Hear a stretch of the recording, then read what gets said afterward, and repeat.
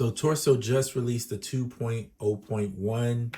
If you go in here, version 2.0.1, highly suggest doing the update.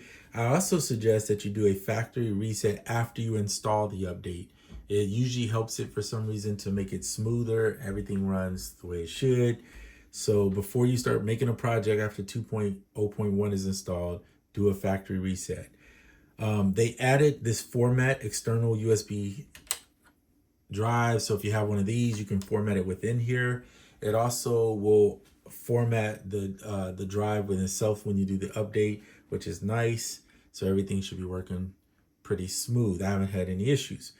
But I talked about this battery pack is what I'm using to power it. And then you need the bird cord to be able to do that. And part of the reason was when you power this thing down, if you hold here, hold on. Let me get out of this one. So back out of there. Now, if you hold this down and you power it off, you think that it's completely off, and it's actually more like in a deep rest mode, because as soon as you just touch this button one time, you'll see it starts to power right back up, and there's power still running through it. So that does not help because you're using power. Okay, so that's why I added the switch. But then something hit me today, and I thought about it. I said, okay, I added the switch. But technically this battery has a switch on it too that can stop the power from going. And it's actually just located right on the side. You can kind of see it right here. So I was like, well, why do I need another switch on top of it? And the truth is I don't. So I'm going to power it down.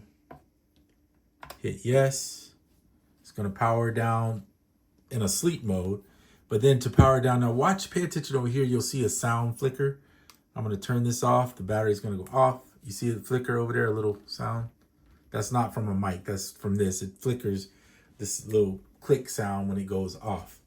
So that lets me know that I don't need this extra cable because it was kind of annoying anyway to have this big old added piece. So what I'm going to do is unplug this, and I'm just going to use this cable by itself as the power source here. This is a totally different cable, so disregard that. And now I don't have as much clutter. If I click this button here, you should see it'll power back on. It's loading, so give it a second here to load and you'll see it come back up.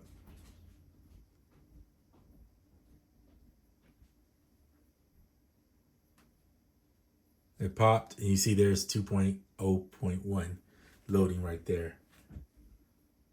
So it does take a few seconds to load. Now it's back up. So I think I'm going personally to get rid of this for now. Oh wait, did it just power down? It's doing that. That might be a bug too. I'll have to report that because it's doing like it powers up and then it powers back to power back up. I don't understand that. So there it goes again. See, now it powers up. For some reason it does that twice. I'm not sure.